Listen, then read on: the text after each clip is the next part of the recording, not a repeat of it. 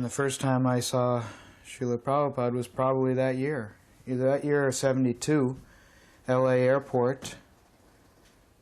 And all I remember is I thought to myself as it all happened, it must have been some kind of ploy, because we were out there, 100 devotees with great anticipation, waiting for him to come around the corner of the concourse.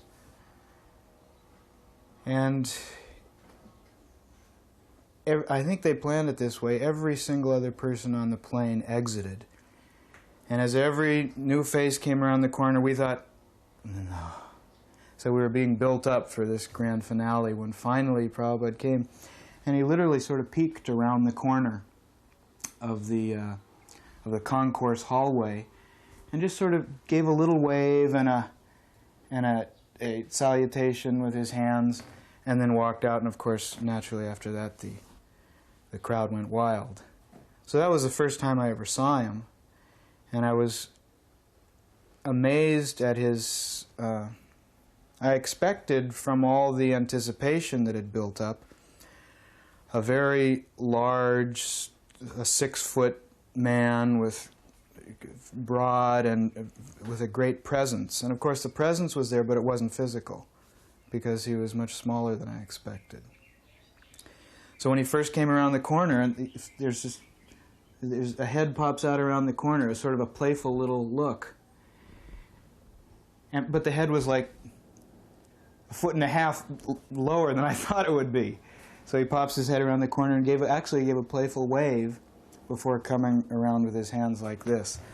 So it may have been his plan to keep us all in anticipation and heighten the ecstasy, and it worked quite well. But that was the first time I saw him, and I thought, he's smaller than I expected. But of course by that time I was face down on the airport carpet and wasn't thinking about much else. But I think he was smaller than I expected, but no less regal, no less of a presence. I was, as everybody else, I was half dazed at the moment. I remember in Vrindavan there were just a few book distributors who had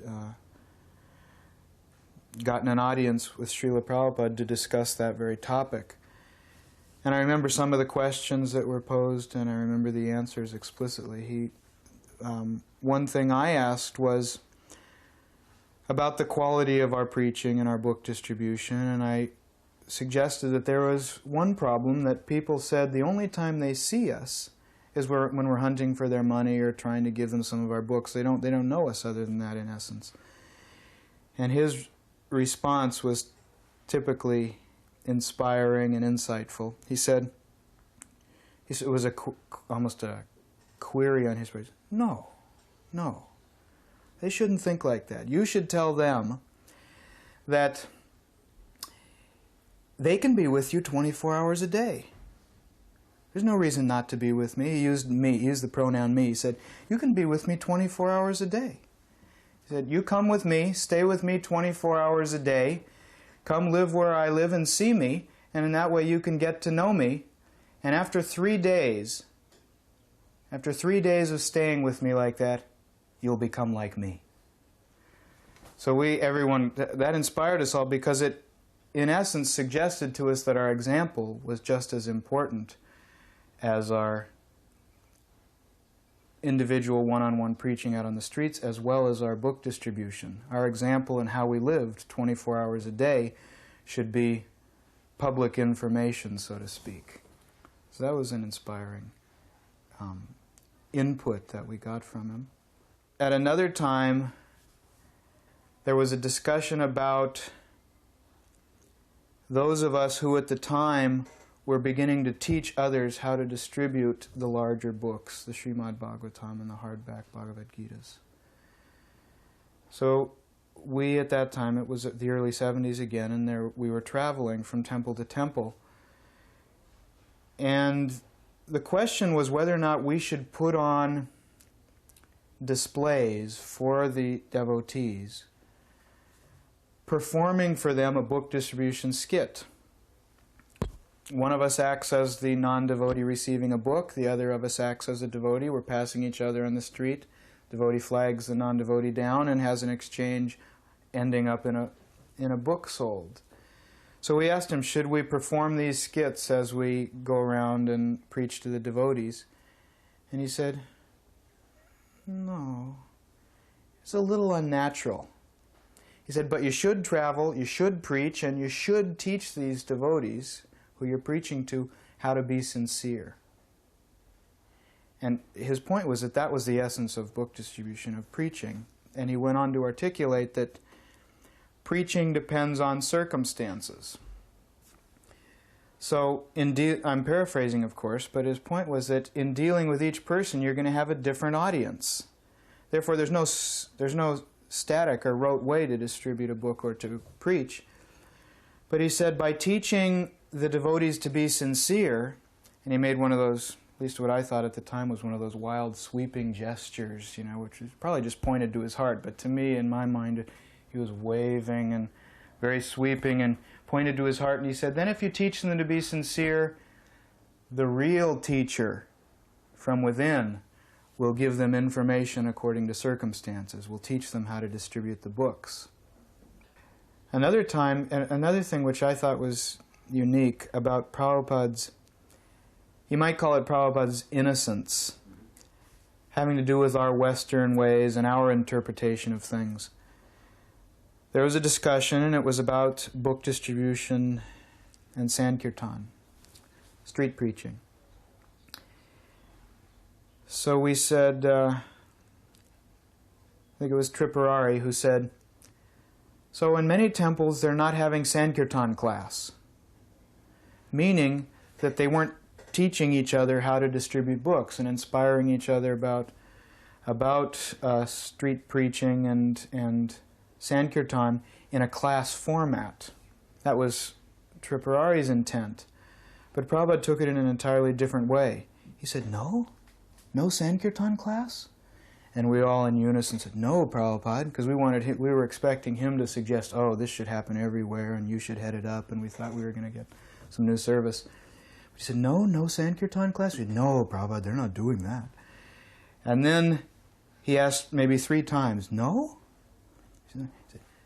There should be Sankirtan every class. Before class and after class, always Sankirtan.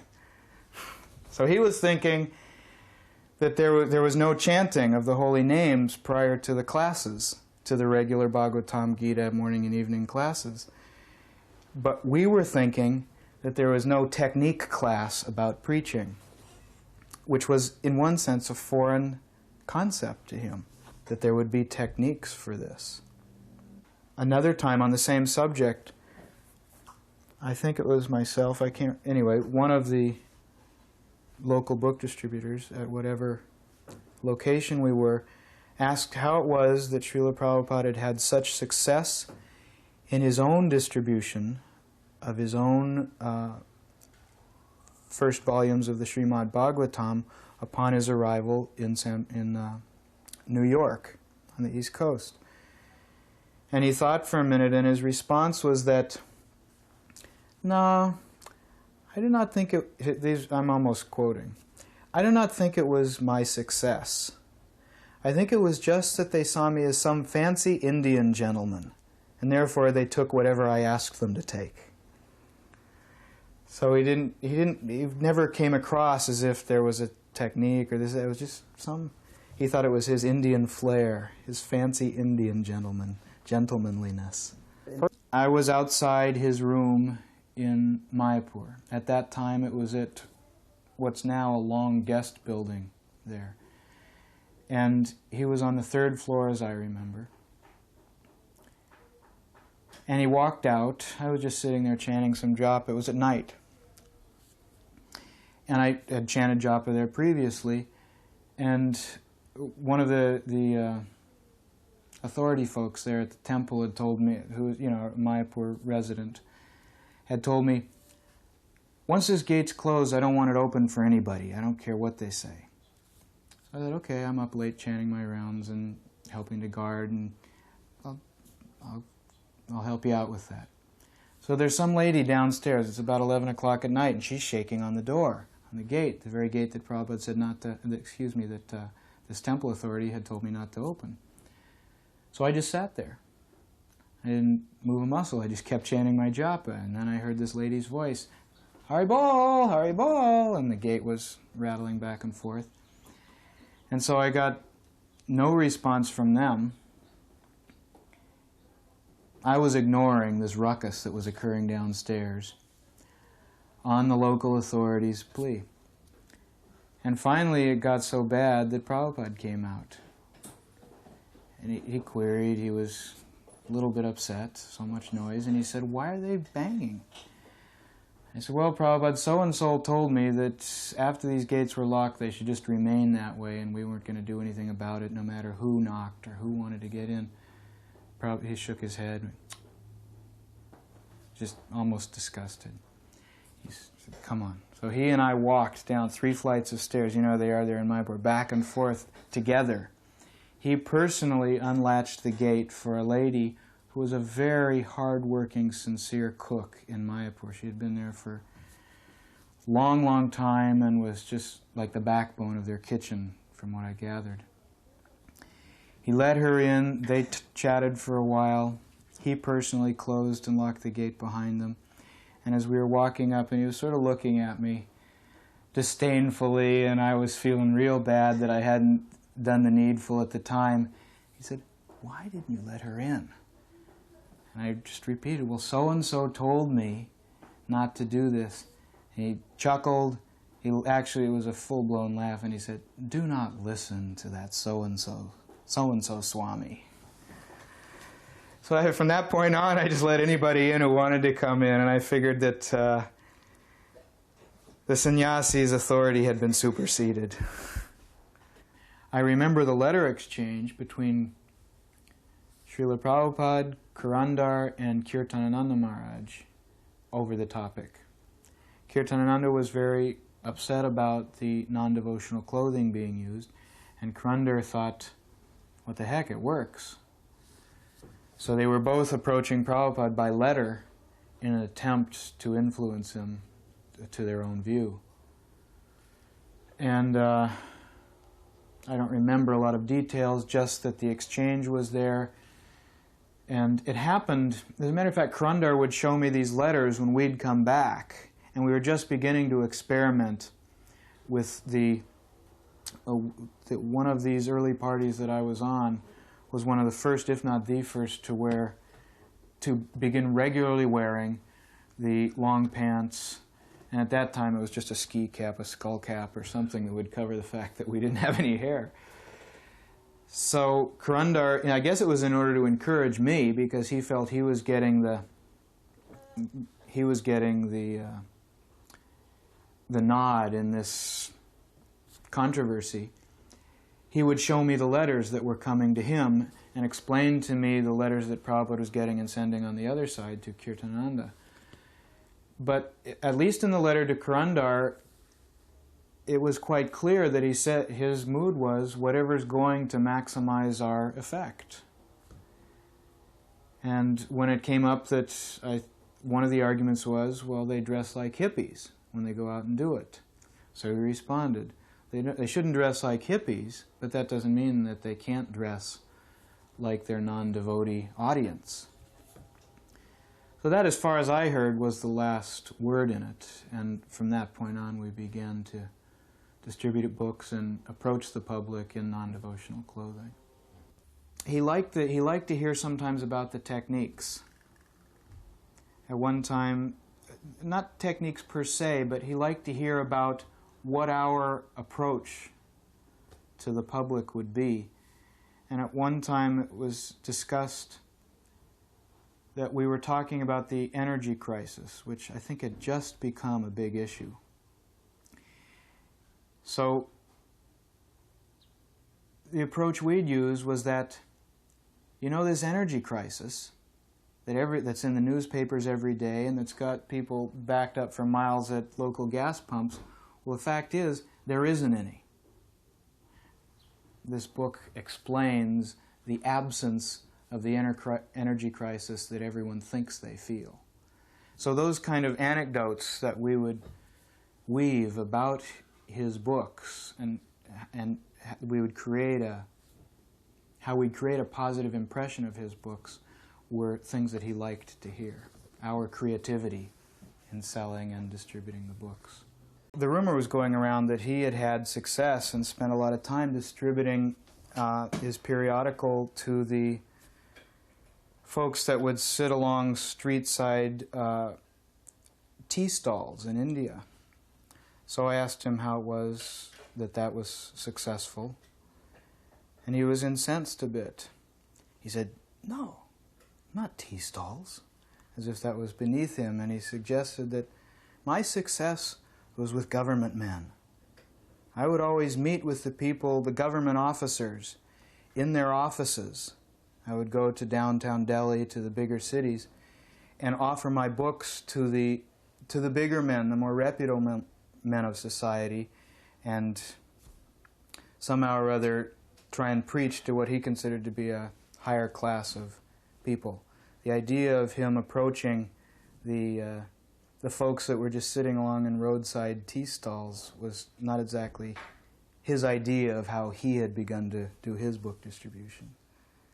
I think Hawaii was one of Prabhupada's favorite places to poke fun at. Hawaii, I think, was a pet peeve for him. He saw both sides of it. He claimed it as a holdover from another era of goodness, but he also poked fun at Hawaii because the enjoying mood was so strong there. So, of course, he coined his famous reaction to the surfers there. He called them sufferers. And that was walking out along Ala Moana Beach and looking out on the right-hand side of the breakwater as you're facing the ocean. And so, someone typically said, "Prabhupada, they're the surfers." I call them sufferers. And on another similar walk, he described the high-rise apartment buildings that were coming up like wild in Waikiki at the time.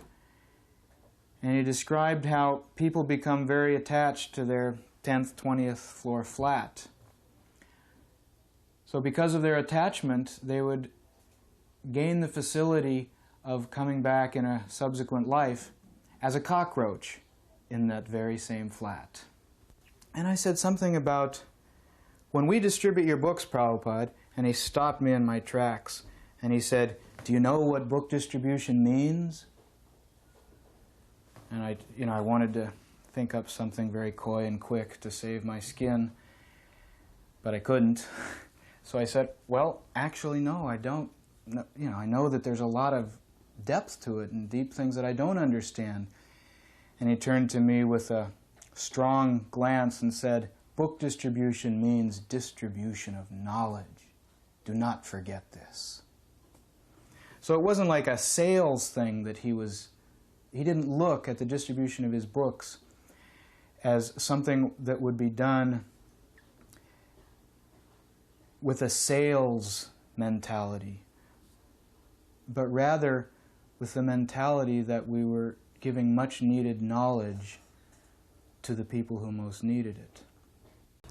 I think another thing that I always liked was his reconciliatory attempt. His attempt to reconcile with the Gaudiya Math, I think, was interesting. Although we know he, at many times, tried to steer his disciples clear of getting involved in Gaudiya Math issues, and many times even steered us clear of getting involved with Gaudiya Math representatives. But his personal approach to the Gaudiya Math was always one of reciprocation and an attempt to reconciliate over past ills. Even in one letter, he said that we have been involved in fratricidal warfare, speaking to, I'm not sure who the recipient was, but we've been involved in fratricidal warfare. We don't see the same philosophically. nevertheless, there's no reason why we can't unite for the higher cause, preaching the mission of Sri Chaitanya Mahaprabhu, Srila Bhaktisiddhanta Saraswati Thakur.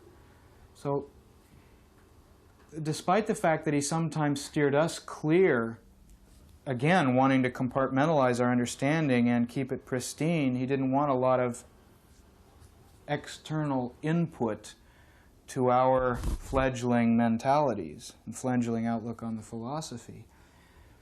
But his personal approach to the Gaudiya Math, when he was dealing with them individually, either through letter or personal interaction, direct interaction, was always one of reconciliation, always one of trying to see the higher purpose in uniting for the cause, the preaching cause of the Sankirtan movement. Je anilo premadana koruna prachu